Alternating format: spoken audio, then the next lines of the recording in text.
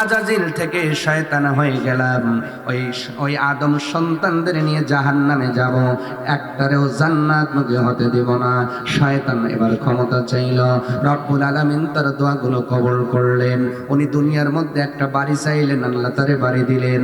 উনি দুনিয়ার মধ্যে ঘর চাইলেন, আল্লাহ তারে ঘর দিলেন। শয়তানের বাড়ি কোনটা, ঘর কোনটা জানার দরকার আছে না নাই? আবার ভাইরা, রব্বুল আলামিন সব দিলেন। এবার শয়তান বলে, আল্লাহ আরো দেন। কি দিব? কয় আদম সন্তান একটা জন্ম নিলে আমার দুইটা নেবে। কয় ঠিক আছে, তাই দিলাম। কয় আরো চাই? কি চাও? কিয়ামত পর্যন্ত হায়াত চাই, কিয়ামত পর্যন্ত মরণ হবে না। বলে কবুল করলাম। এরপরে আল্লাহ আরো চাই? কি চাও? কয় আদম সন্তানের পশমের গোড়া দিয়ে ঢুকবো, প্রত্যেকটা রক্ত কণিকায় প্রবেশের অনুমতি চাই।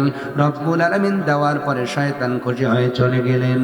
আদম সফিউল্লাহ দাঁড়িয়ে আছেন, রব্বে করিমকে ডাক দিয়ে বলেন, ও মালিক, শয়তান এত কিছু নিয়া আমার সন্তানদের উপর ঝাঁপায়া পড়বে। আপনি যদি আমারে অস্ত্র নাও দেন, আত্মরক্ষার জন্য তো কিছু দিবেন। রব্বুল আলামিন বললেন, আদম রে যাও, তোমার সন্তানদের জন্য তওবা নামক দরজাটা খুলে দিলাম রে আদম। তোমার ওই সন্তানগুলো শয়তানের প্রলোভনে যদি 20টা বছর হয়তো গুনাহ করলো, শুধু একটা বার খাটি দিলে তওবা ইলাল্লাহি তাওবাতান নাসুহা যদি করতে পারে রে, আমি আল্লাহ ওই পথভরা মানুষটারে ও জান্নাত দিয়ে দিব। ওই দিন থেকে আল্লাহ তওবার দরজা খুলে দিলেন। এই জন্য আল্লাহ রাব্বুল আলামিন বলছেন, ও বান্দা বান্দি, তুমি আত্মীয়তার সম্পর্ক নষ্ট করেছ, অথবা তুমি ওয়াদা ভঙ্গ করেছ, অথবা আরো আনুষঙ্গিক অন্যায় করেছ, গুনাহ করেছ, সুদ খেয়েছ, ঘুষ খেয়েছ, অথবা বেপরদায় থেকেছ, অথবা ফাহিশা কথা বলেছ।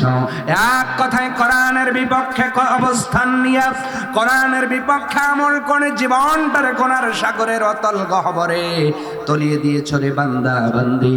আল্লাহ পাক সেই কথাটাই স্মরণ করিয়ে দিচ্ছেন, ও বান্দা বান্দি, যদি গুনাহ হয়ে যায়, যদি তুমি এমন ভুল করো, ওয়া ফা ইন তাবু,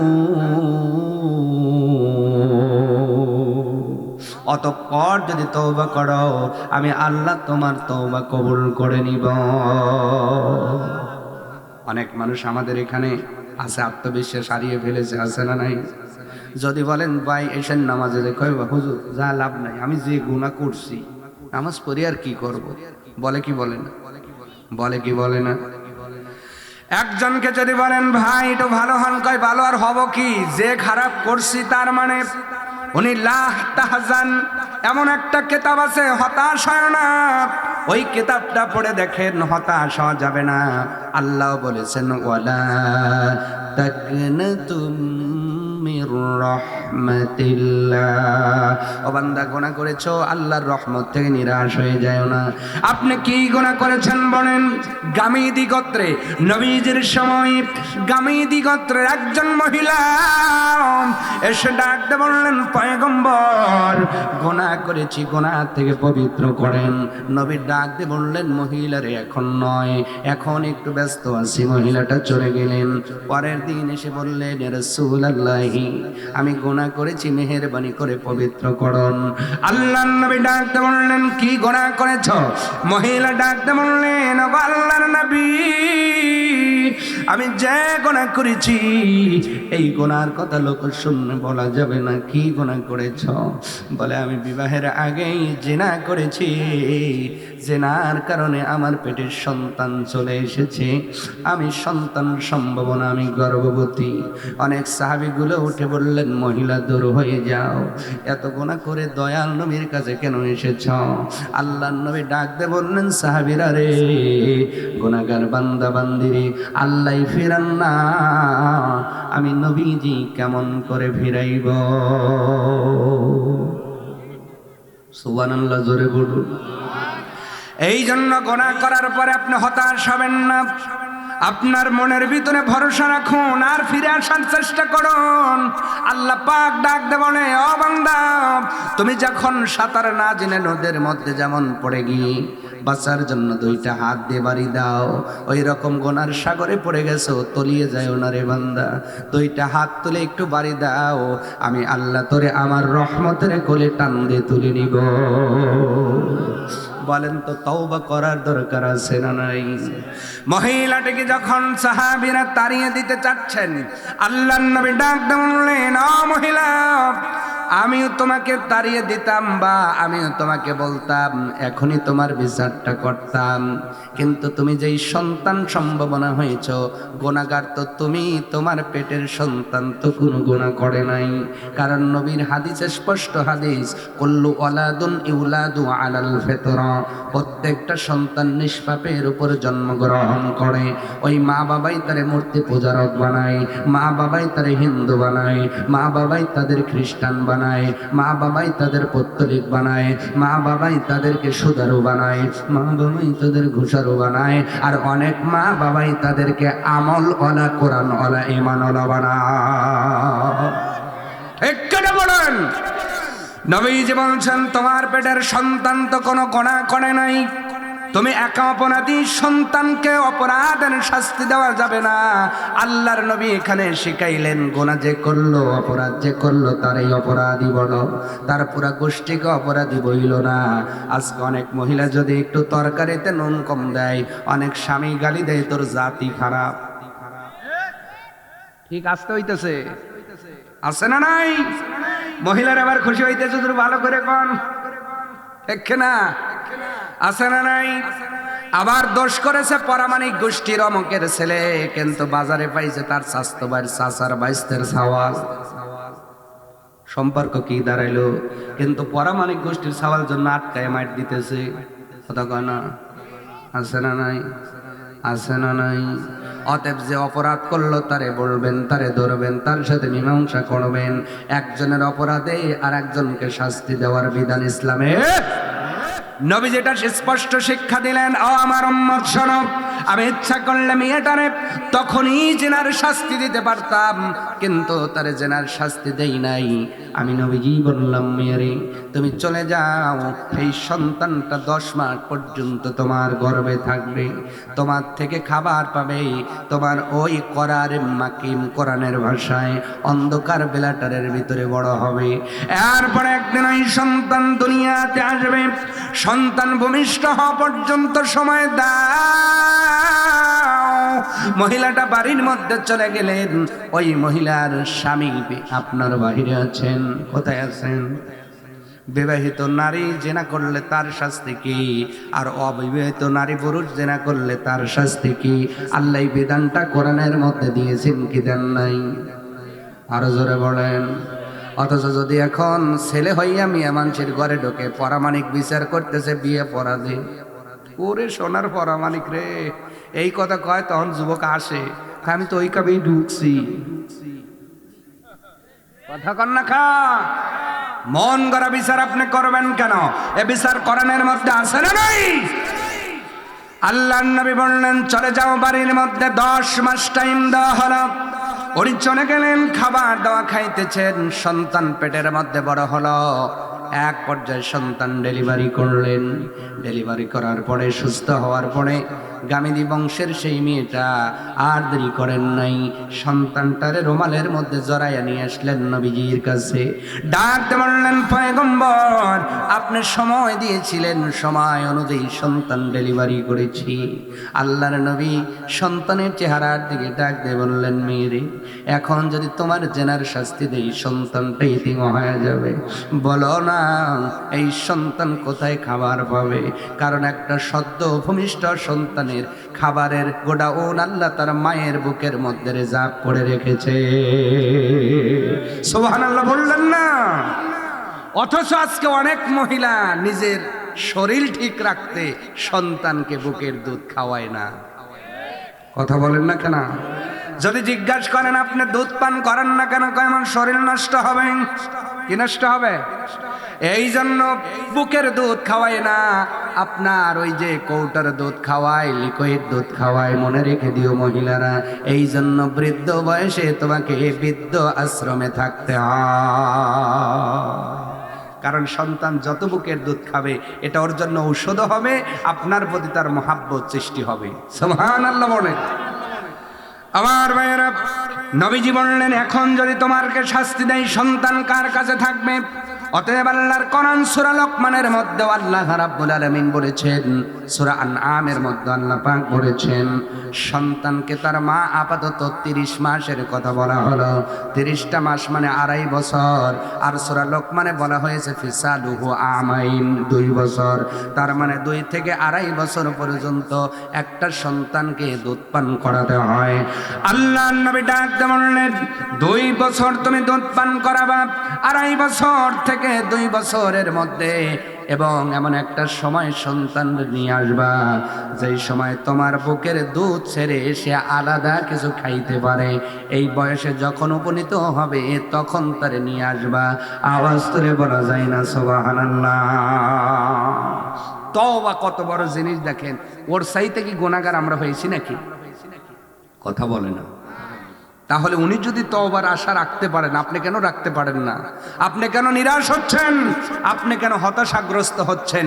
তবে তওবার মতো তওবা যদি হয় আল্লাহ মাফ করে দিবেন। কিন্তু আমরা তওবা করি তওবা ইস্তিগফার, মন করলেই আবার হুজুর তওবা করায়। আজকে প্রধান বক্তা মোনাজাতের পূর্বে তওবা করাবেন। হুজুর ঠিক আছে, সিগারেট খাবেন না? খেলো না, ওলি সকালবেলা 2টা লাগাইছে। আর একজন চাচা কয় তুই রাইতে কইলি কে এখন করিস কি? কয় থন তো কথা, হুজুরের লেগে রাইতে খেবের পারি নেই, এখনকার একটা আর রাইতের কাজার একটা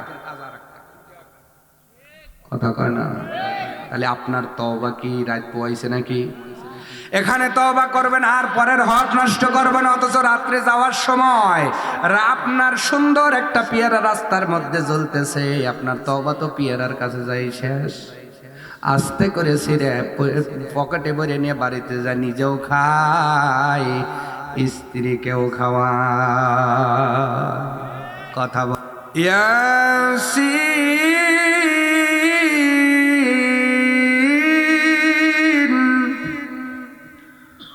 ওয়াল কুরআনিল হাকীম ইন্নাকা লামিনাল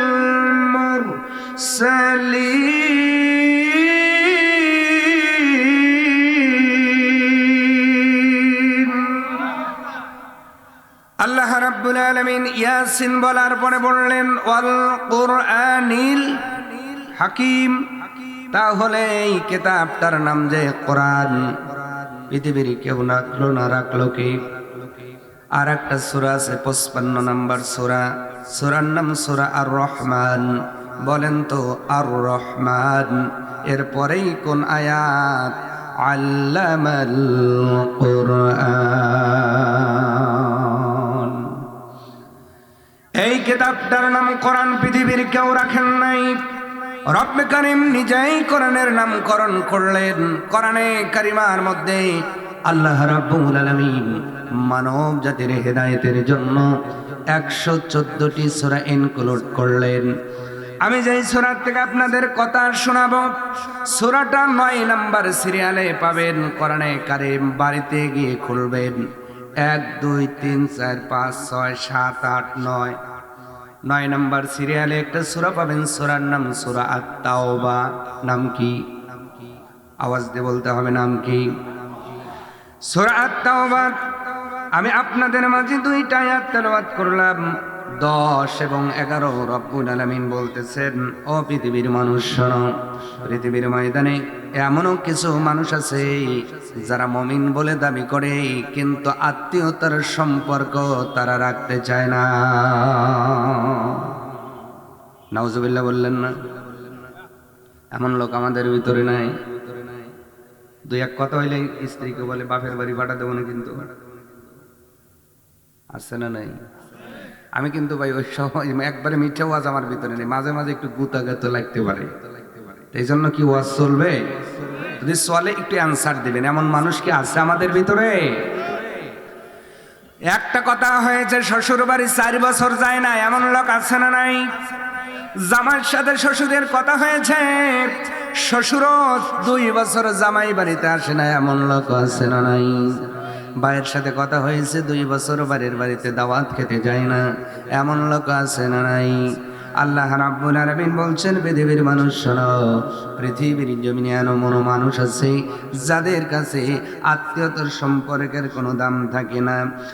লা ইয়ারকুবুনা ফি মুমিনিন ইল্লা ওয়ালা যিম্মা। সম্মানিত ভাইয়েরা আমার, আত্মীয়তার সম্পর্ক রক্ষা করে না এবং অঙ্গীকার দিলে অঙ্গীকারও রাখে না, এই মানুষ যদি তোমরা খুঁজে পাও, রব্বুল আলামিন বলছেন পৃথিবীর জমিনে এই চরিত্রের মানুষ যদি তোমরা দেখতে পাও, ওয়া উলাইকা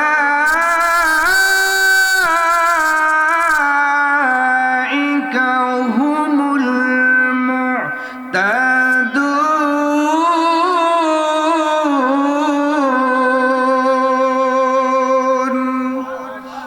আল্লাহ রাব্বুল আলামিন বলছেন এই 2টা খারাপ অভ্যাস।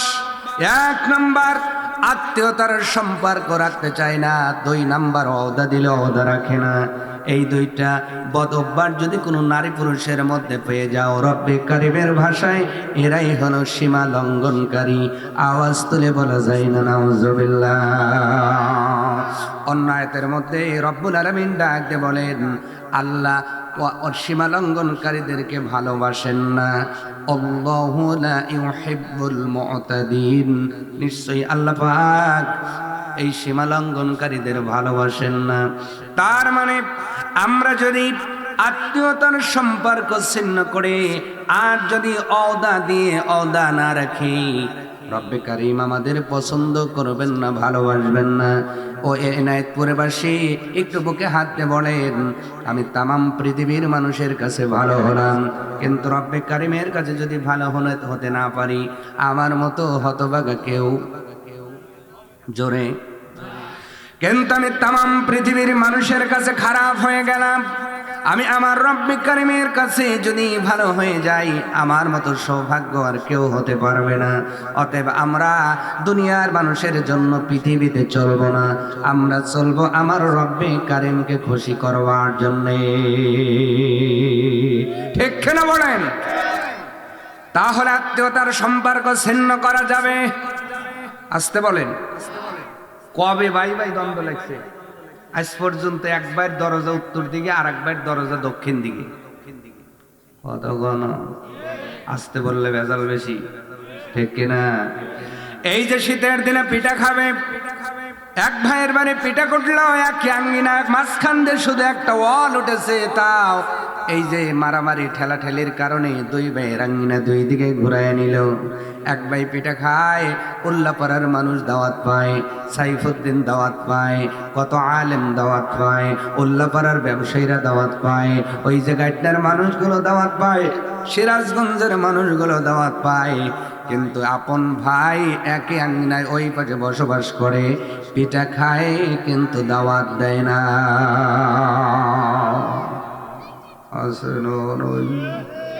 তোমাদের জন্য ওয়াজ, খালি মসজিদ ফাটাবে হবে না, হবে নামাজ তো 5 ওয়াক্ত ভালোই পড়েন, কিন্তু ভাইয়ের সাথে সম্পর্ক নাই।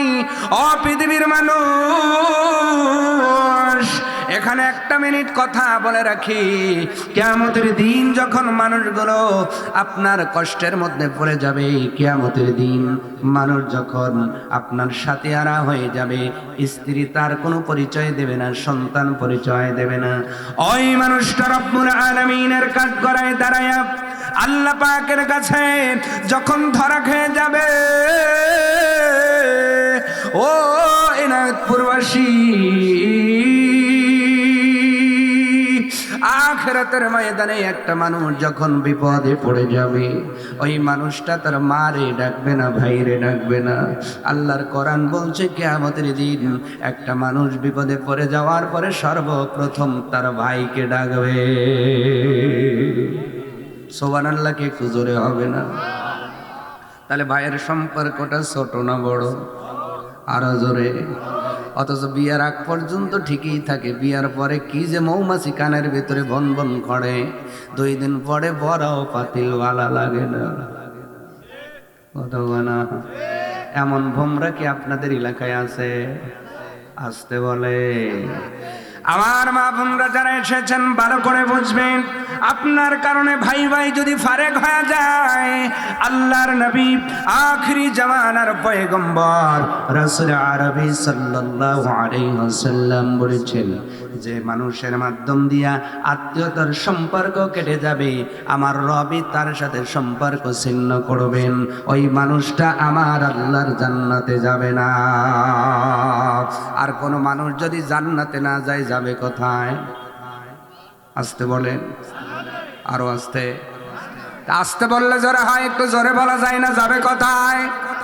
তা আমি বলছি না, আপনাদের দিয়ে বলাইছি। তা কার কার বউ জাহান্নামে যাবে এই ফতোয়া আমি দেই না, একটু মিলাইয়া যায় কথা কোন। এই ওয়াজের পর কি আর দাওয়াত পাবো? দাওয়াত দিলেও সমস্যা নাই, না দিলেও সমস্যা নেই। আপনি দাওয়াত দিবেন এই আশায় আমি ওয়াজ করি না, আমি আলোচনা করি আমার রবকে খুশি করার জন্য। কারণ রেজেকের মালিক কে বলে? আরো জোরে। আপনারা বন্ধ করে দিবেন, অন্য দ্বার আল্লাহ খুলে দিবেন, ঠিক কি না? অতএব হক কথা চলবেই ইনশাআল্লাহ।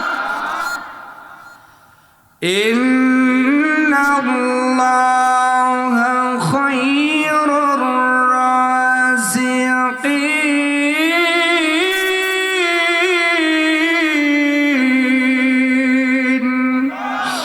আল্লাহ রাব্বুল আলামিন বলেন পৃথিবীর কেউ তোমার রিজিক দেয় না, রিজিক একজন দেয়, তিনি কে? যদি তাই না হবে 200 মণ দান পেয়েছে, ভাত খেতে পারে না, এমন রোগ আল্লাহ দিয়েছে, নাম হলো ডায়াবেটিক্স। কয় সকালবেলা 2টা রুটি, রাতে খাইবেন 2টা রুটি, দুপুর বেলায় খাবেন সিপা মুটের 1 মুঠ ভাত। দান পাইছে কয় মণ? আরো জোরে। আর একজন ভ্যান চালক, একজন মাটি কাটে, আর কোনো জমি নাই, দিনে কাজ কইরা 2 কেজি চাইলেনের স্বামী স্ত্রী না দে, আর স্বামী কয় কি দিয়ে ভাত? কয় মরিচ ডলা। কয় লাগা 2 প্লেট। কয় প্লেট? ও দিনে চাইল খায় 2 প্লেট খাইতেছে, সমস্যা নাই। আর ওনার বাড়িতে 200 মণ দান, সিপা মুটে, খাওয়ায় কে? জোরে জোরে।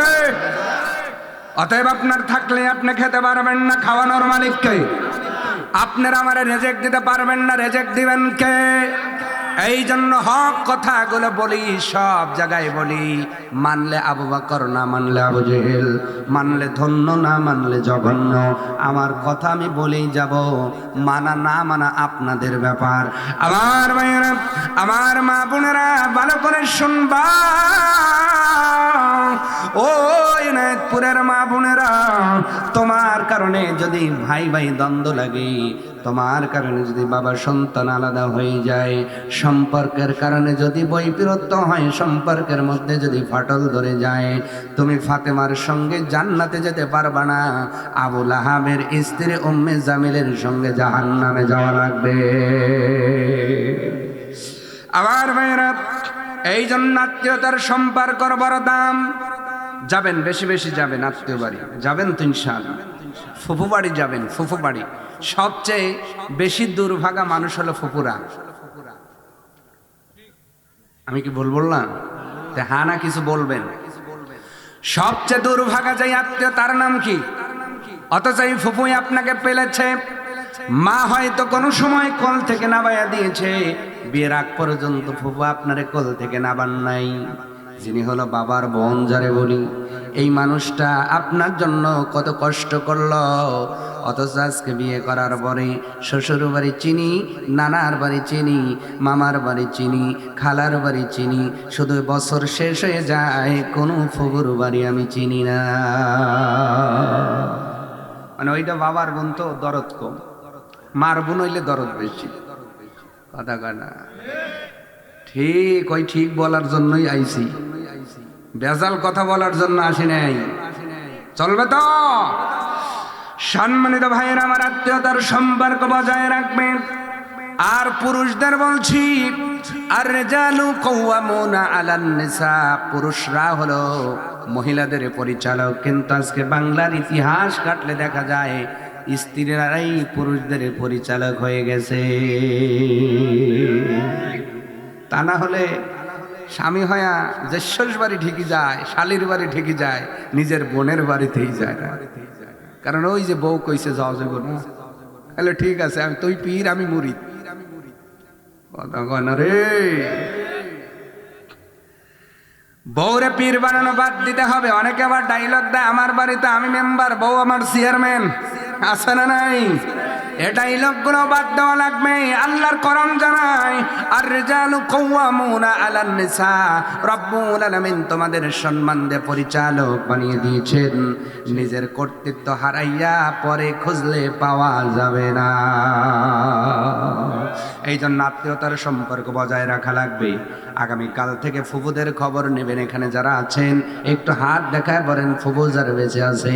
আগামী সকালবেলা ফোন দিয়েও খবর নেবেন। কারা লিল্লাহে তাকবীর, টান টান হাত নামায় বলেন আমিন। তাহলে আপনি বেঁচে যাবেন, না হলে বাঁচার কোনো উপায় নাই। ফুফুদের কথা বললাম জন্য আবার খালাদের বাদ দিয়ে দিয়েন না। খালারাও তো আত্মীয় হয়, মামারাও আত্মীয় হয়। এক কথায় যারা ব্লাড কালেকশনের আত্মীয়, এদের হকটা হলো বেশি, এদের হকটা বজায় রাখা লাগবে। আর একটা আল্লাহ রাব্বুল আলামিন বললেন ওয়ালা যিম্মা, এমন মানুষ আছে যারা অঙ্গীকার দিলে অঙ্গীকার রাখে না। এমন মানুষ আমাদের ইনায়েতপুরে আছে না নাই? আছে। অঙ্গীকার কি? অওদা। অওদা কি চেনেন? অদা চেনেন না?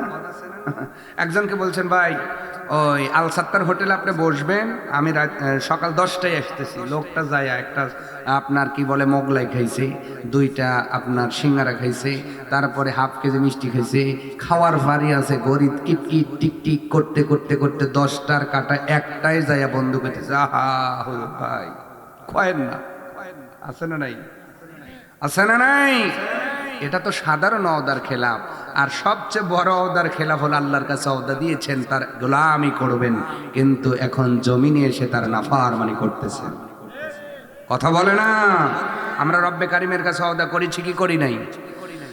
রব্বে কারিম যখন রুহের জগতে বলেছিলেন আলাস্তু বিরাব্বিকুম, আমি কি তোমাদের রব নই? আমরা বলেছিলাম ক্বালু বালা, হ্যাঁ আল্লাহ আপনি আমাদের রব, আপনি আমাদের সব, আপনি আমাদের বিধানদাতা, আপনি আমাদের সৃষ্টিকর্তার যে দেনেওয়ালা। সব কিছু মেনে নিলাম রুহের জগতে, অথচ দুনিয়ার জমিনে আসার পরে আমরা কিন্তু সেই রবের নাফরমান হয়ে গেলাম। এর চাইতে বড় ওয়াদা ভঙ্গকারী আর হতে পারে না, ঠিক কিনা? আমরা ওয়াদা রাখবো তো? রাখবো তো? আল্লাহর কাছে 1 নাম্বার ওয়াদা। কোরআন দ্বারা আল্লাহ জানাচ্ছেন ওমা খালাকুতুল জিন্না ওয়াল ইনসা ইল্লা লিয়াবুদুন। বান্দা বান্দি রে, আমি আল্লাহ তোমাদেরকে আমার ইবাদতের জন্য সৃষ্টি করলাম। তোমার ব্যাংক ব্যালেন্স বানানোর জন্য বানানো হয় নাই, জমিদার হওয়ার জন্য বানানো হয় নাই। তুমি 5 বিঘা জমি কিনবা, অট্টালিকা সাজাইবা, এই জন্য রব্বে কারিম দুনিয়ার জমিনে পাঠান নাই। রব্বে কারিম পাঠিয়েছেন তার গোলামি দাসত্ব করবার জন্য। হ্যাঁ, দাসত্ব যখন শেষ হয়ে গেল, তুমি রিজিকের জন্য জমিনে ছড়ায়া পড়ো, তবে হালাল ভাবে। এই হালাল ভাবে যদি তোমার তকদিরে কোটিপতি লেখা থাকে, রব্বে কারিম যে কোনো ভাবে তোমারে কোটিপতি বানায় দিবেন। সুবহানাল্লাহ, আরো জোরে বলুন সুবহানাল্লাহ। যেমন কোটিপতি বানিয়েছিলেন ওসমান জুন্নুরাইনকে, রব্বুল আলামিন নবীজির সাহাবীদের ভিতরে সবচাইতে ধনাঢ্য মানুষ আল্লাহ তারে বানিয়েছিলেন, এত ধনবান এত বিত্তশালী বানিয়েছিলেন শুধুমাত্র হালাল ভাবে ব্যবসা করবার জন্য। কিন্তু আল্লাহর ইবাদত বলে উনি ব্যবসা করেন নাই। আমরা ব্যবসা করি ইবাদত ভুলে, এই জন্য ব্যবসার মধ্যে কোনো বরকত হয় না, ঠিক কিনা? তাহলে আমরা রিজিক অন্বেষণ করব, সেটা আল্লাহর ইবাদতের পরে। এর বিধান আল্লাহ সূরা জুমার মধ্যে দিয়েছেন, যখন নামাজ শেষ হয় ফান্তাশিরু ফিল আরদ। আল্লাহ আমরের সিগাতে বলছেন ফান্তাশিরু, তোমরা ছড়িয়ে পড়ো, ফিল আরদ, জমিনের মধ্যে। আল্লাহু আকবার। কার কথা? এই যে আল্লাহ বললেন সরিয়ে পড়ো নামাজ আদায়ের পরে, নামাজ কায়েমের পরে না আগে? কথা বলে না। এখন যদি বলি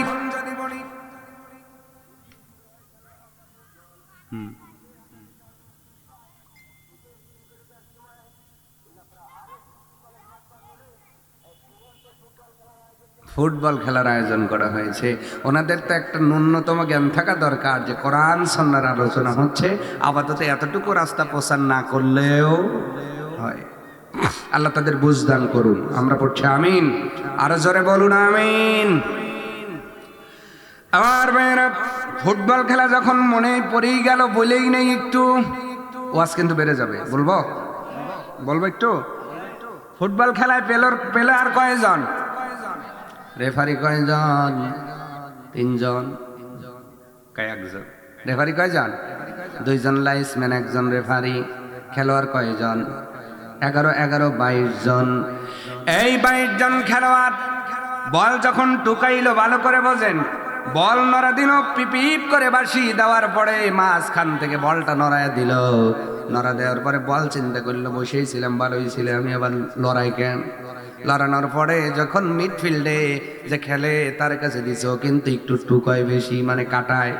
2-3 জনকে যখন কাটাইলো, বল চিন্তা করে একজন একটা লাথি দিয়ে কার কাছে দিল, খালি টুকায়, খালি ঘুরাইতে যখন ফরওয়ার্ড লাইনে, যখন 9 নাম্বার জার্সির কাছে বলটা দিল, বলেন তোর টার্গেট কোথায়?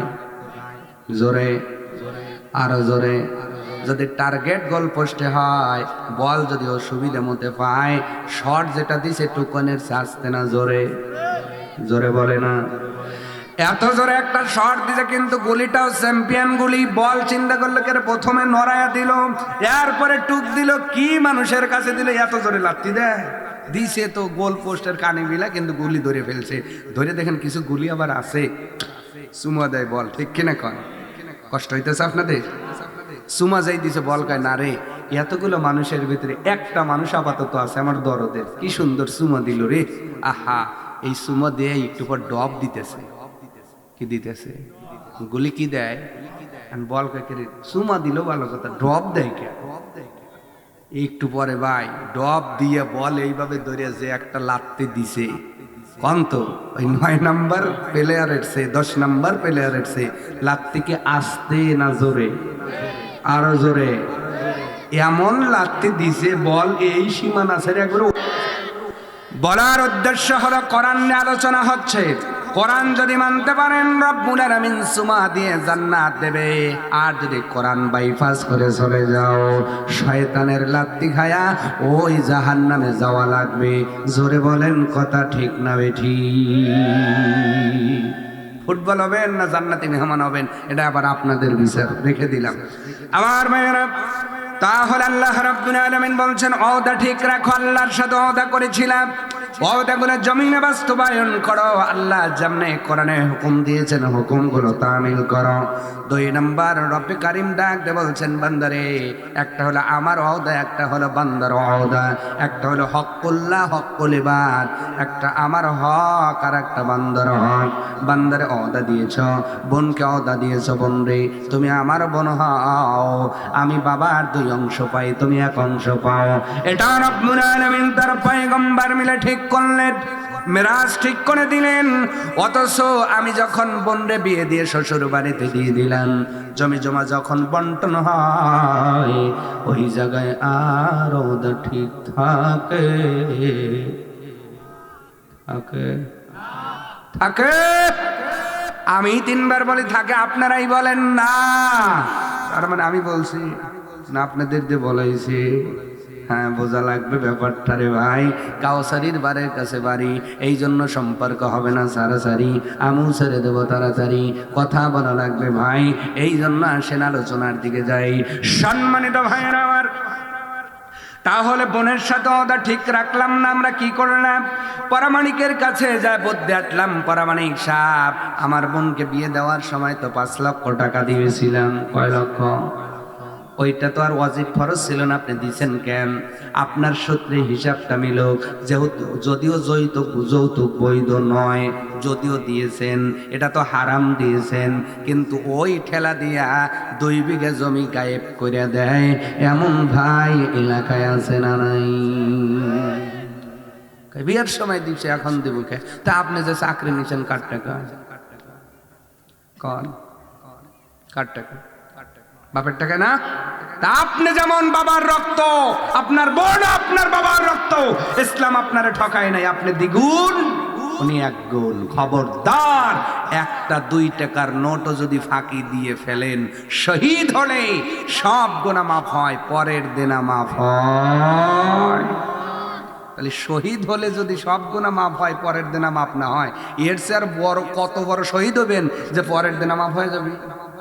বলেন, আপনি বলেন, হবে না? তাহলে যদি না হয় সেই রাস্তা খোঁজেন, আগে মাফ চান। এই জন্য ওটাগুলো পূরণ করতে হবে। সবচেয়ে বড় দুঃখজনক ব্যাপার আমি বারে বারে দেখি, আপনাদের এলাকায় আছে কিনা, এই যে একটু পরে কালেকশন হবে, হুজুর আমি দেবো 5,000, আমি দেবো 2 বস্তা, এই যে তাকবীর নেয় কিন্তু চাইতে গেলে আর দেয় না।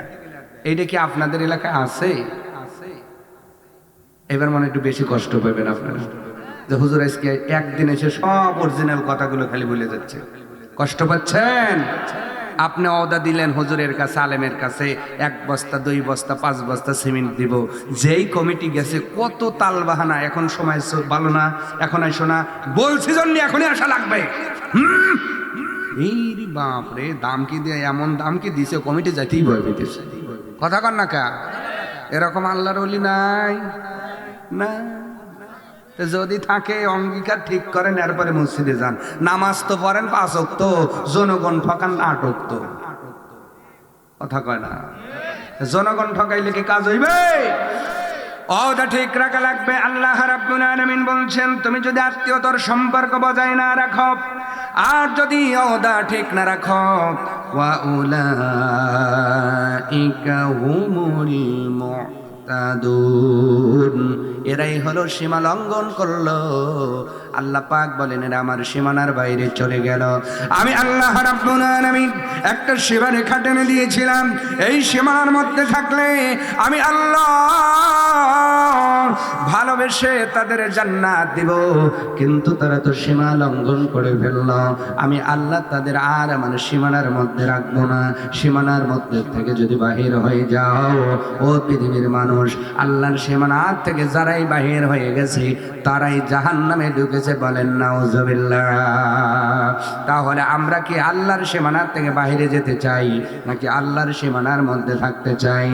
তিলকা হুদুদুল্লাহ, রব্বে কারীম কোরআন দ্বারা জানিয়েছেন, এটা হলো আল্লাহর সীমানা।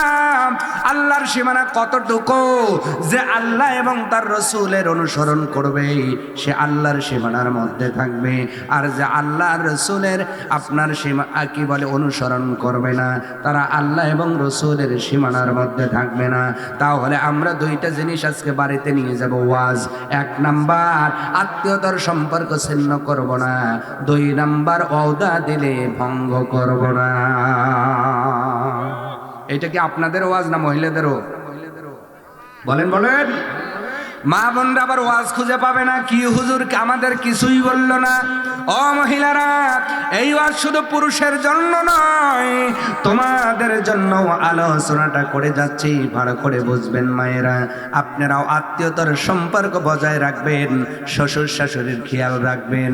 আপনার ঘরে যদি ননদ থাকে তার যত্ন নেবেন, তারে ভালোবাসবেন। দেবর থাকলে তার সাথে হাসি মুখে কথা না বইলা স্বামীকে দ্বারা একটু ফিনান্সিয়াল হেল্প যদি করান যায় করাবেন। আজকে আমাদের দেশের মেয়েগুলো ননদকে ভালো না বাসলেও দেবরকে ভালোবাসা বাদ দেয় না। এত ভালোবাসে, পরে দেখা যায় স্বামীর চেয়ে দেবরই ভালো, কিছুই কয় না। এমন আছে না নাই? এই রকম যেন আবার না হয় যে হুজুর বলে গেছে খেয়াল রাখার কথা, শ্বশুর শাশুড়ি না রাখলাম ননদ বলে গেলাম, কিন্তু দেবরের বেলায় ঠিকই আছে। নাউজুবিল্লাহ। এরকম ভালোবাসা হবে না প্রিয় মায়েরা বোনেরা। এবার আসেন, আমরা যেহেতু অন্যায় করে ফেললাম, অনেকের দ্বারাই হয়তো ওদা রক্ষা হয় নাই, অনেকের দ্বারাই হয়তো আত্মীয়তার সম্পর্ক রক্ষা হয় নাই। আমরা হয়তো সেই যুগের ওয়ালিদের মুগিরার মতো আমল করেছি, সেই যুগের হয়তো উতবা উতাইবার মতো আমল করেছি। কথা মনে পড়ে গেল, উতবা উতাইবা আবু লাহাবের দুইটা সন্তান, শুধুমাত্র নবীজি কলেমার দাওয়াত দেওয়ার কারণে আবু লাহাবের দুইটা সন্তানকে আবু লাহাব নির্দেশ দিল, ও উতবার উতাইবা, তোমরা মুহাম্মাদের মেয়েকে বিয়ে করেছ, আর রাখা যাবে না, তাড়াতাড়ি তাদের তালাক দিয়ে দাও।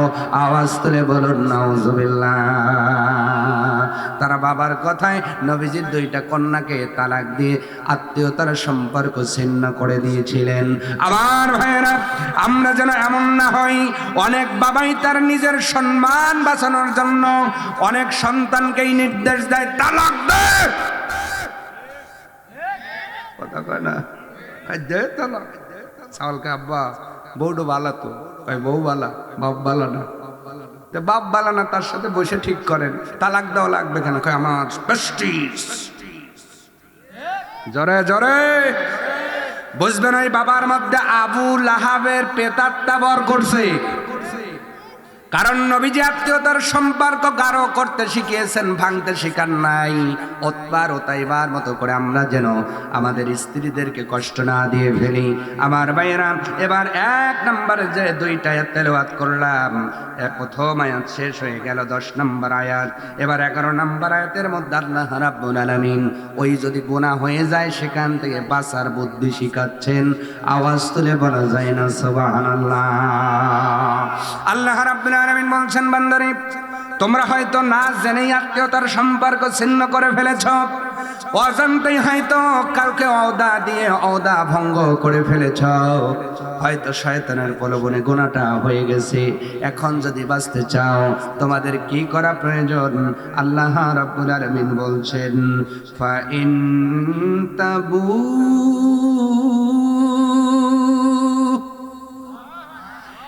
এই গুনাহ হওয়ার পর অতঃপর যারা তাবু তওবা করবে, বহু বচন দিয়ে বলতেছেন, এই গুনাহ দিয়ে যারা নিজেকে জর্জরিত করে ফেলেছে, কোনো সময় যদি স্মরণ হয়, এরা যদি তওবা করে, তওবা কবুল করবেন কে? আসতে বলবেন না, জোরে বলুন কে? তওবা কবুল করার মালিক একজন, তিনি কে?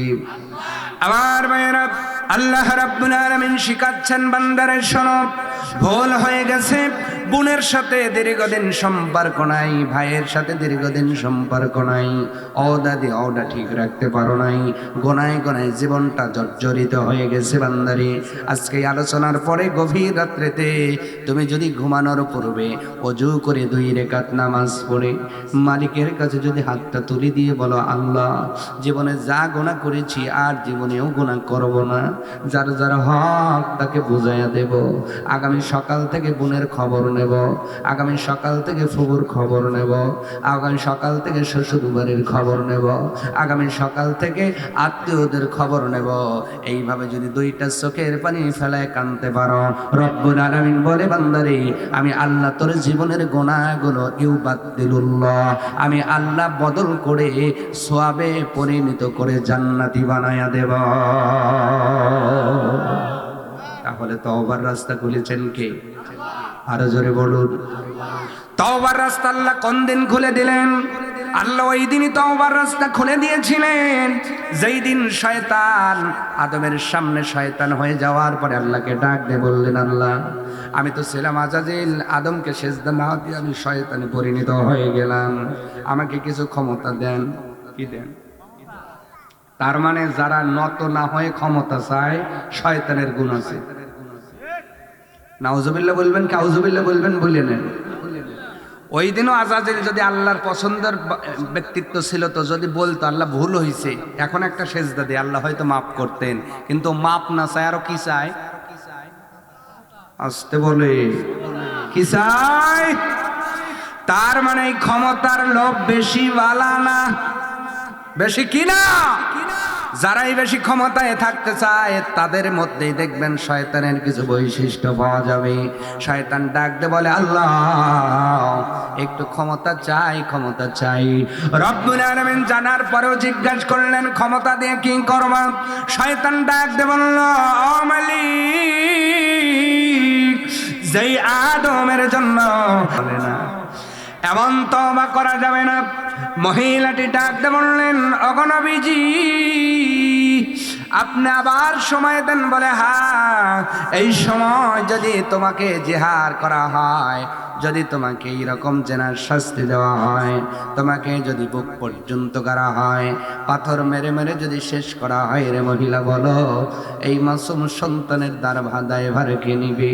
অতএব 2.5 বছর দুধ পান করাও, দুধ পান শেষ হলে আমার কাছে এসো। মহিলাটি গুনাহ করেছে দেখেন, তওবা করার জন্য বারে বারে যাচ্ছে।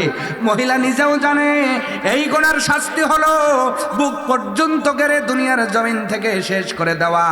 এরপরেও মৃত্যুর ভয় না করেও নবীজির কাছে যাচ্ছেন, কারণ ওই মহিলার চিন্তা হলো দুনিয়ায় মরণ আছে, মরণ হলেও যদি গুনাহ মাফ হয়, কিন্তু এমন একটা জাহান্নামের ভিতরে যাইতে হবে যেই জাহান্নামের ভিতরে গেলে মানুষ মরবেও না, বাঁচবেও না। জোরে বলুন নাউজুবিল্লাহ। ওই জাহান্নাম থেকে বাঁচার জন্য এবার নবীজির কাছ থেকে চলে গেলেন, 2.5 বছর দুধ পান করালেন, সন্তান বুকের দুধ ছেড়ে দিল, আর তার হাতের মধ্যে একটা রুটির টুকরা ধরায় দিলেন যেন নবীজি বিশ্বাস করেন। হাতের মধ্যে এক টুকরা রুটির টুকরা ধরায় দিয়ে নিয়ে গেলেন নবীজির কাছে। ডাক দিয়ে বললেন, ইয়া রাসূলুল্লাহ, আজ থেকে কয়েক বছর আগে অপরাধ করেছি, একটা রাত ঘুমাতে পারি না। সুবহানাল্লাহ বলেন না? এর নাম তওবা। একটা গুনাহ করে রাতে ঘুম আসে না, আর আমি আমার সকাল শুরু হয় গুনাহ দিয়া, শোয়ার আগ পর্যন্ত গুনাহ করি, তাও নাক ডাকায় ঘুমায়। আছে না নাই? আছে না নাই? আর ওই মহিলাটি ডাকতে বলছেন, ইয়া রাসূলুল্লাহ, আজকে দীর্ঘদিন কয়েকটা বছর আপনার কারণে আপনি আমার বিচার করতেছেন না, এমন কোন রাত নেই আমি শান্তিতে ঘুমাতে পারি। আমার যেন মনে হয় এই তো আজরাইল চলে আসলো জান কবজ করার জন্য। আর এইভাবে যদি জান কবজ হয়ে যায়, পয়গম্বর মা পাওয়ার কোন সম্ভাবনা নাই। এই জন্য আর দেরি করবেন না। এই চিন্তা করে সন্তানের হাতে রুটির টুকরা নিয়ে, রুটির টুকরা ধরায়া দিয়ে নিয়ে চলে গেলেন নবীজির কাছে। যাওয়ার পরে নবীকে ডাকতে বললেন, রাসূলুল্লাহ, দেখেন আপনার কথা মতো আমার সন্তান বুকের দুধ ছেড়ে দিয়েছে, এখন নিজের হাতে রুটিগুলো খাইতে পারে। আল্লাহর নবী রাহমাতুল লিল আলামিন আর দেরি করলেন না, একজন সাহাবীদের মাঝে প্রচার করে দিলেন, ও সাহাবীরা বলো, এই মুহূর্তে এই সন্তানের দায়িত্ব তোমাদের মধ্যে কে নিবা? সুবহানাল্লাহ। আমি আপনি হইলে কি নিতাম নাকি? কথা বলে না নিতাম? বলে অন্যের ঝামেলা আমার গাড়ি নিয়ে লাভ কি? বলে কি বলে না? আর একটু জোরে বলেন, বলে কি বলে না? আপনি বলেন তো ভাই, বেশি দূর যাওয়া লাগবে না। এই যে উল্লাপাড়া রেল স্টেশন, এখানে শীতের দিনে কনকনা শীতের মধ্যে দেখবেন সেরা কিছু পাতলা কাপড় পরে অনেক সন্তানগুলো রেল স্টেশনের মধ্যে ফ্লোরের উপর শুয়ে আছে। কথা বলে না? আরো জোরে। কিসের আপনার মানবিকতা বলে? আপনি এখন তো জাজিমের উপরে আবার কম্বল পেড়ে তার উপরে 2টা ল্যাপ দিয়ে না ঘুমাইলে আপনার শরীরেও মাসে না। একই মানুষ, একই রবি বানালেন, ওই সন্তান কেমনে পাতলা কাপড় পরে তাও ছেঁড়া, এ পাশ দিয়ে বাতাস ঢুকে ও পাশ দিয়ে বের হয়ে যাচ্ছে, ওই ফলের উপর ঘুমায় আছে। বলেন তো এই সন্তান যদি আপনার হতো কেমন লাগতো? আপনি তো দোকান থেকে এসে আপনার সন্তানের খেয়াল করেন, আপনি আমার সন্তানের গায়ের উপর থেকে ল্যাপটা পরে গেল কিনা, যদি পরে যায় আবার চাপায়া দেন, আবার এসে কপালে চুমাটা লাগাইয়া তারপরে আপনি আরামের ঘুমের বিছানায় চলে গেলেন। ওই সন্তানটাও তো একজনের সন্তান, উনিও তো একটা মানুষ, ওর তো একটা অনুভূতি শক্তি আছে। যেমন আপনার শরীরের মধ্যে শীতটা কষ্ট লাগে, ওকেও তো কষ্ট দেয়। কেন একটা মানুষ কি পারলেন না 200-400 টাকার একটা জ্যাকেটের ড্রেস কিনে তারে পরাইয়া দিতে? কেন পারলাম না? তার মানে আমরা আমলের দিকে জিন্দেগি করতে পারি না, ঠিক কিনা বলেন? এই জন্য কিয়ামতের দিন আল্লাহ পাক অনেক মানুষকে জিজ্ঞাসা করবেন, ও বান্দা, আমি তোমার বাড়িতে খাবার চেয়েছিলাম, খাবার দাও নাই। অনেক মানুষকে বলবে, আমি তোমার কাছে পোশাক চেয়েছিলাম, দাও নাই। ওই মানুষগুলো আশ্চর্য হয়ে বলবে, আল্লাহ, কেমন করে এটা সম্ভব? আপনি না রব্বুল আলামিন, কেমন করে আপনি খাবার খাবেন, কেমন করে পোশাক পরিধান করবেন? আপনাকে পোশাক দেব, আপনাকে খাবার দেব, এটা কল্পনাও করা যায় না।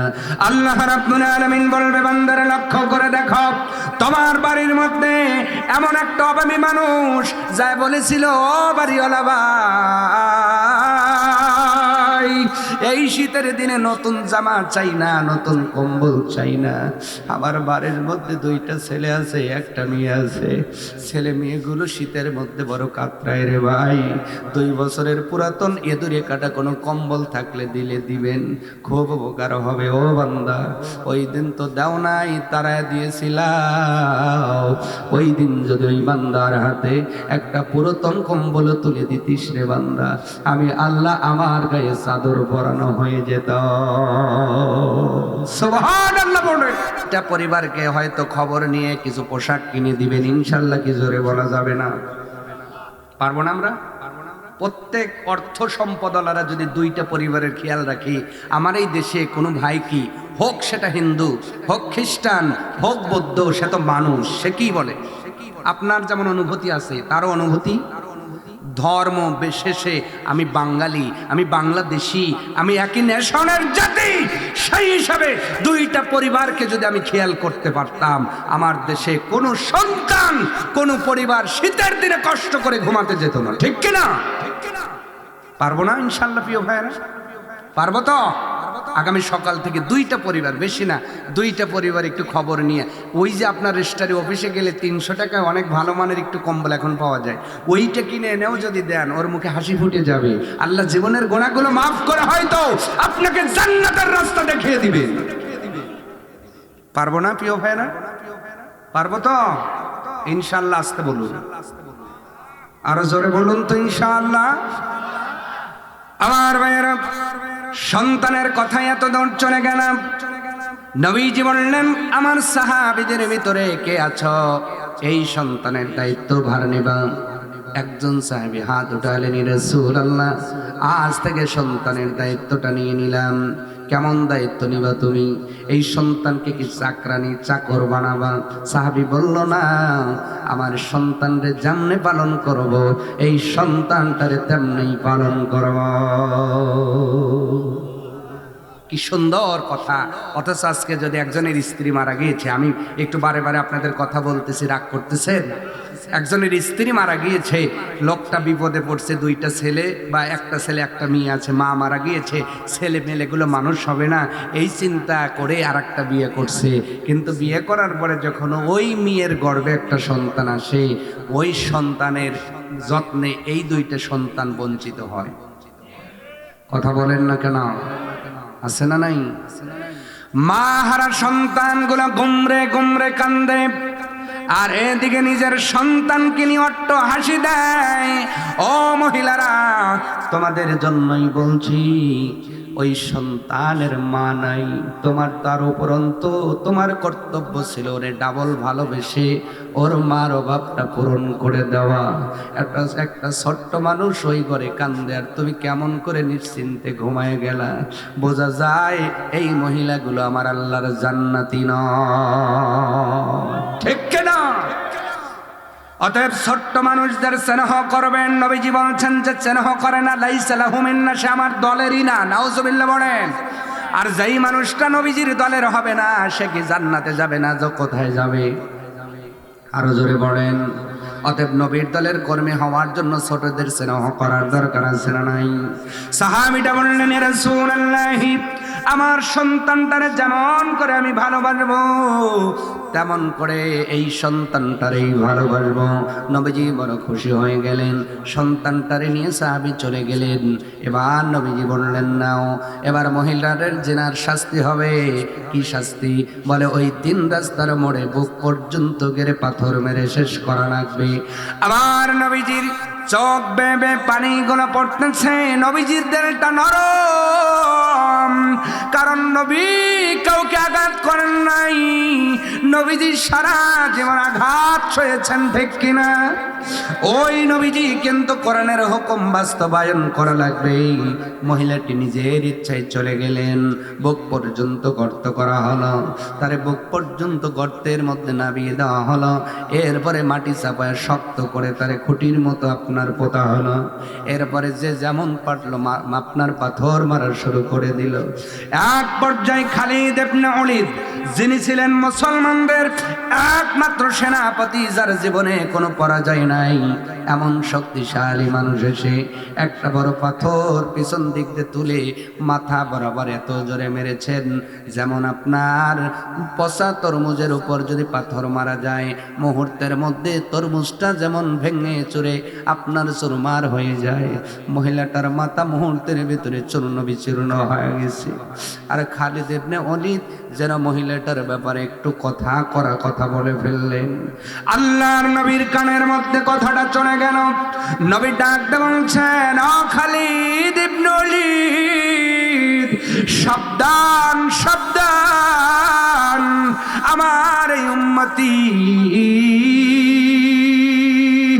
এই মহিলাটার ব্যাপারে খবরদার মুখ থেকে কোনো কড়া কথা বের করবা না। আমার আল্লাহ আমাকে জানিয়েছেন এই মহিলাটা এত ভালো তওবা করেছে, এত সুন্দর তওবা করেছে, যদি কোনো বড় পাপেও এত ভালো তওবা করতো আল্লাহ তার গুনাহগুলো মাফ করে দিত। আল্লাহ এই মহিলাটাকে মাফ করে জান্নাতি হিসাবে কবুল করে নিয়েছে। খবরদার, আল্লাহ যারে মাফ করে দিয়েছে তার ব্যাপারে কোনো কড়া কথা বলা যাবে। সাবধান হয়ে যাও। নবী সাবধান করলেন, মহিলাটা দুনিয়া থেকে বিদায় হয়ে গেলেন। মাফ করলেন কে? কিসের কারণে? তওবার কারণে গুনাহ করেছিলেন, খাঁটি দিলে তওবা করে মাফ পেয়ে জান্নাতি হয়ে গেলেন। আল্লাহ পাক এই আয়াতে বলছেন, ফা ইন তাবু, তোমরাও যদি অতঃপর গুনার পরে যদি তওবা করতে পারো, আমার আল্লাহ এখনো সেই ক্ষমতা নিয়ে বসে আছেন, ওই মহিলার মতো করে তোমার জীবনের গুনাহগুলো মাফ করে জান্নাতি বানায় দেবে। সুবহান। এমন তওবা করবেন কে কে? লিল্লাহে তাকবীর। টান টান সুটান একবারে, হাত নামায় কোনা আমি করবেন। তাহলে তওবা করবেন, পরে তওবার আগে আল্লাহকে কিছু দেওয়ার দরকার আছে না নাই? যে আল্লাহ আপনার ব্যাংকে কিছু দিয়ে তওবা করতেছি, আছে না নাই? এইবার আসতে হয়েছে, মানে টাকার সকল যার কাছে, হুজুর আমি বুঝতেছি আপনি কি করবে, কি কষ্ট পাবেন। এই যে মসজিদ, এটা কার ঘর? আরো জোরে বলুন। দুনিয়াতে আল্লাহর ঘর পাইছেন, এর চাইতে কি বড় কিছু আছে? অথচ সেই ঘরে লোকের কম হয়, লোক অল্প হয়, মুসল্লি অল্প হয়। দুনিয়াতে আল্লাহর ঘর, এটা কি ছোট কথা? আসতে বলে, এটা কি ছোট কথা? যে দুনিয়ার জমিনে একটা জায়গায় গেলে আল্লাহর বাড়িতে যাওয়া যায়, আল্লাহর ঘরে প্রবেশ করা যায়। আল্লাহর ঘর এইটা আল্লাহ নিজে বলছেন, সেই ঘরের মধ্যে 5 ওয়াক্ত লোকের অভাব, অথচ 4 স্টলে ঠেলে সরণ যায়। কথা কর না কা? 4 স্টলে খালি চাই খায় নাকি আরো কিছু দেখে? সিনেমা চালা দিয়ে মুরব্বি কইতেছে, এগাদা ঠেকা রাখ, আসরের নামাজ পড়ে আসি। ওই জায়গায় ঠেকা রাখছে, আসরের নামাজ পড়ে এসে আবার 4 স্টল আলাদা করছে। ছাড়, কথা কর না কা? এমন এমন মুরব্বি আপনাদের এলাকায় নাই? হ্যাঁ, মুরব্বির ঠেলা এখন যুবকরা 4 স্টলে যাবে না। আমি কি ভুল বললাম? মানে ওই যে মুরব্বি তো সম্মান করা লাগবে, যাই দেখে চাচা দাদা, বাবা ওঠেন, পাশা লাগে না, বললো না এটা শেষ করে ওঠা লাগবে। চা ঠান্ডা হয়ে যাইতেছে, চুমুক দেয় না, হ্যাঁ করে তাকা রয়েছে। কথা কন না কা? আছে না নাই? অতএব চাষটল ছেড়ে আল্লাহর ঘরমুখী হওয়া লাগবে, ঠিক কিনা ভাইয়েরা? আল্লাহর ঘরমুখী হতে হবে। এটা শুধু মুরব্বীর ডিউটি না, আপনার ডিউটি। কারণ মুরব্বী বয়সের কিছু গুনাহ আল্লাহ মাফ করে দেন, কারণ এরা তো মাহজুর হয়ে গেছে, দুর্বল হয়ে গেছে। অনেক সময় ওই কল কবজা ঠিক থাকে না তো, কিন্তু যুবক বয়সের সওয়াব বেশি। একটা সেজদা দিলে বৃদ্ধ বয়সের 70 সেজদার সমান সওয়াব হয়। এরা কি একদিনে বুড়া হইছে না জুয়ান ছিল? তা আপনারা আফসোস করেন কেন? যুবককালে যদি মসজিদ মুখে হইতে পারেন তাহলে আপনারাও সে সওয়াব পেয়েছেন। কিন্তু আমরা তো যুবককালে যাই না, যুবককালে তাস খেলি, বন্দুক খেলি। আর এখন যে গেম বাড়াইছে, নাম কি?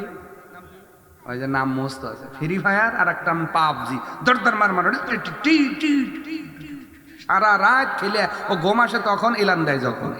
আর সালাতু খায়রুম মিনান নাওম, মুয়াজ্জিন বলতেছে ঘুম হতে নামাজ উত্তম, তখন কয় না এখন আমার ঘুম উত্তম। ওইটা ফোন রেখে তখন বালিশ কানের উপর দিয়ে ঘুম পেড়তেছে, কথা কয় না, আছে না নাই? তাও ঘুম পাড়ার সিস্টেম কি দেখবেন, একবার ওই সময় টোপলা হয়, শয়তান কয় হয় সারা রাত একটু কইছি, এবার একবারে পেলান্টি কিক, আছে না নাই? অতএব যুবক ভাইদের বলছে 5 ওয়াক্ত নামাজ পড়েন, 5 ওয়াক্ত নামাজওয়ালা হয়ে যান। আপনাকে শান্তি দিবেন কে? আপনাকে জান্নাতি বানাবেন কে? আপনাকে ভালোবাসবেন কে? আপনার জীবনের গুনাহগুলো মাফ করবেন কে? যুবক বয়সের একটা আমলের বড়ই দাম, কারণ ইসলাম এত দূরে এসেছে যুবকদের কাঁধেই ভর করে, ঠিক কিনা? যুবক ভাইদের বলবো আপনারা ইসলামমুখী হবেন। আর আমার ভাইয়েরা, এত সময় কথা বললাম, আমরা তাহলে আল্লাহর রহমত থেকে নিরাশ হব না। আমরা কিছু গুনাহ করেছি, তওবার দরজা খোলা আছে, আপনাদের বলে গেলাম, আপনারা খাঁটি দিলে তওবা করে ভালো হবেন। এর পূর্বে আমরা মসজিদটা নির্মাণ করতে চাই ইনশাআল্লাহ। আমার পূর্বের বক্তা অনেক ভালো ভালো কথা বলছেন, তারও পূর্বের বক্তা যিনি মাগরিব থেকে কথা বলতেছিলেন, আমি এসে শুনেছি একটা হাদিস, আস-সাকিয়্যু করিবুম মিনাল্লাহ, যে দান করে সে আল্লাহর নিকটবর্তী হয়ে যায়। সুবহানাল্লাহ, তো আসতে বললে। এখন যে আজকের প্রধান অতিথি, এই যে আপনার সাবেক চেয়ারম্যান মহোদয়, এর নিকটের লোক যদি থাকে, মোশান বেশি না কম? আর কোন এমপির কাছের লোক যদি থাকে, তার মোশান তার চেয়ে বেশি না কম? আর কেউ যদি প্রধানমন্ত্রীর কাছের লোক হয়, তার মোশান বেশি না কম? তার চেয়েও বেশি। আল্লাহ কয় এই প্রধানমন্ত্রী ঘরে লয় আছে, ক্ষয় আছে, জন্ম হয় মরে যায়, আমি আল্লাহ আসি থাকবো, তোমরা চলে যাবা, সব ফারাফিল্লা হবে, আমার আল্লাহর কোনো লয় ক্ষয় হবে? কুল্লু মান আলাইহা ফানি ওয়া ইয়াবকা ওয়াজহু রাব্বিকা যুল জালালি ওয়াল ইকরাম।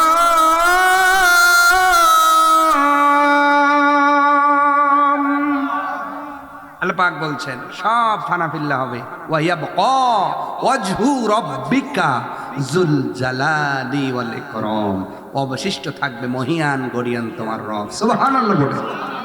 তাহলে সেই আল্লাহ অবশিষ্ট থাকবেন। এখন আল্লাহ আছে না নাই? আছে না নাই? সেই আল্লাহর কাছের লোক হতে চান কারা? একটু হাত দেখাবেন, লিল্লাহে তাকবীর। যে আমি এমপির কাছের লোক হই, ওই এমপি মাঝে মাঝে না মরে যাওয়ার আগেই পলা যায়, টান টান করে না, হাত টান টান করে, হাত নামান, যায় না, যায় না, অনেক সময় যায় না। যে কাছের লোক হইবার চাইতেছি, মরার আগে আবার পলায়া যায়, আছে না নাই? তাহলে ওই এমপির কাছের লোক হয় কি লাভ আমার? যেই আল্লাহ